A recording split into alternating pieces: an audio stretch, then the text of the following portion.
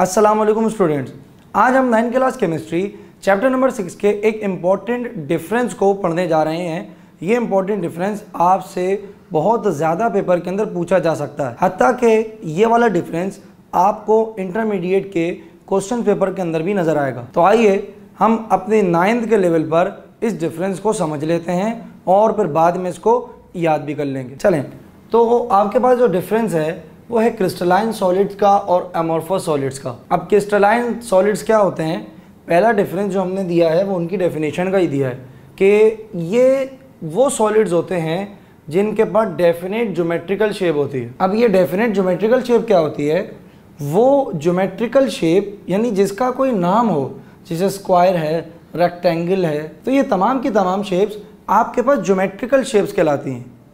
इसके बरक्स आपके पास amorphous solids जो होते हैं, यहाँ देखिए लिखा हुआ इनडेफिनिट, यानी वो शेप जिसको डिफाइन ही नहीं किया जा सकता कि ये क्या है, तो हम उसको कहेंगे कि ये इनडेफिनिट ज्योमेट्रिकल शेप है कि इसको हम एक्सप्लेन नहीं कर सकते, इसको हम डिफाइन नहीं कर सकते। चलें अब सेकंड डिफरेंस को समझते हैं कि वो क्या है।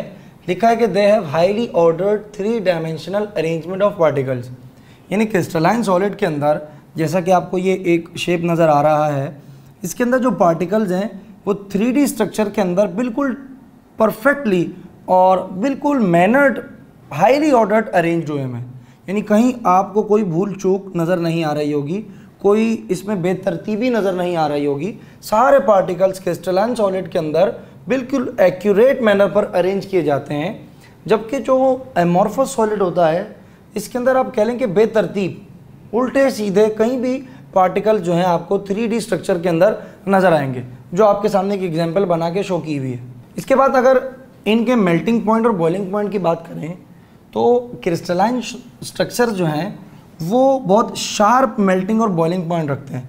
ये शार्प का मतलब तेज़ नहीं है स्टूडेंट्स, यहाँ पर जो शार्प है ये दरअसल हाई मेल्टिंग और बॉइलिंग पॉइंट को कहा जा रहा है। अब मेल्टिंग पॉइंट क्या होता है, बॉइलिंग पॉइंट क्या होता है, ये सारी चीज़ें आप लोग पहले पढ़ के आ चुके हैं। फिर एमोर्फस सॉलिड में लिखा है they have low melting and boiling point, यानी इनके पास मेल्टिंग और बॉइलिंग पॉइंट जो है वो कम होता है। आप इनको थोड़ा टेम्परेचर देंगे और ये उस पर मेल्ट या फिर बॉयल हो जाएंगे। अब यहाँ पर देखें MP और BP लिखा है, यहाँ पर भी MP और BP लिखा है। आपने पेपर में MP BP नहीं लिखना, ये तो मैंने सिर्फ नोट्स बनाने के लिए आप लोगों के शॉर्ट फॉर्म लिख दी थी, ताकि नोट्स में आप अपने हैंडआउट जब बनाएं तो उसमें शॉर्ट चीज़ें जो हैं वो लिख लें, ताकि बाद में आपको आसानी रहे और उस वक्त लिखने में भी आपको आसानी रहे। लेकिन पेपर में आप पूरा लिखेंगे मेल्टिंग पॉइंट और बॉइलिंग पॉइंट, पूरी स्पेलिंग इनकी लिखेंगे। Okay students, so next difference है कि क्रिस्टलाइन सॉलिड्स सिमेट्रिकल होते हैं। ये सिमेट्रिकल की टर्म आपके लिए समझना बहुत ज़रूरी है।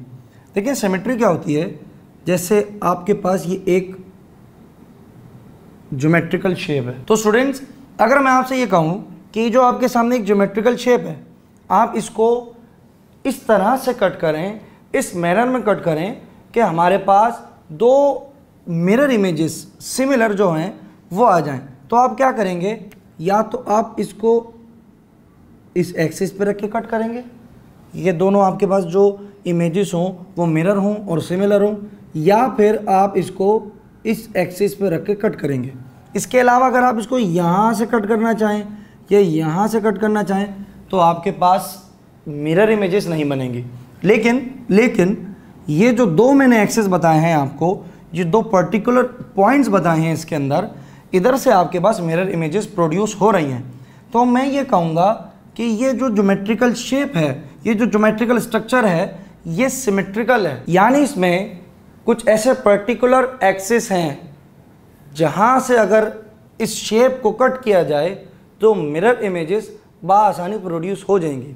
तो इस प्रॉपर्टी को हम कहेंगे कि ये सिमेट्रिकल प्रॉपर्टी है, या ये सॉलिड जो है ये सिमेट्रिकल सॉलिड है।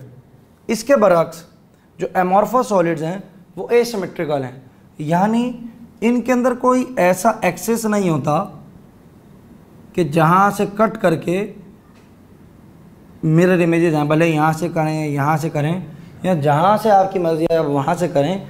चूँकि ये एमोर्फस सॉलिड है, ये एसिमेट्रिकल है, ये कभी भी आपको किसी भी एक्सिस से मिरर इमेज प्रोड्यूस करके नहीं देगा। Okay students, so last difference हमारे पास क्या है, क्लेविज प्रॉपर्टी का है। It shows cleavage property.